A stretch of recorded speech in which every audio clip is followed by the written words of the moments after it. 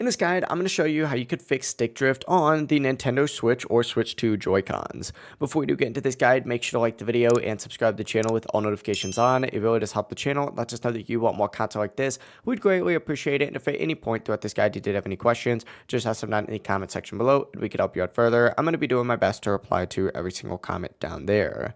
First things first, what you're going to want to do is actually on your Switch or Switch 2 itself, go to your system settings from the home menu and then scroll down on this left-hand sidebar until you see controllers and sensors or controllers and accessories. Open this up, scroll down to update controllers, go ahead and do that. And your Switch will check to see if there's any controller updates. If there's an update, install it, test your joystick again to see if the drift is gone. But while you're also in your settings, let's make sure that your system is also up to date. So back out of this section, scroll down to the very bottom and you're going to see a system tab here. Select system update. It's going to be the first option. If there's an update available, install it as well. If the stick drift is still happening, go ahead and reset the controller. So detach the Joy-Cons by holding the release buttons on the back and sliding them up. On the sides, you're going to see a small little sync button. Go ahead and click it once and then the lights are going to turn off and then reattach it and test it again. Sometimes a simple reset will fix the issue, but if it does still continue, go ahead and go back to, the controllers and sensors option or controllers and accessories in system settings. And then from here, go ahead and go down on this option until you see the tab for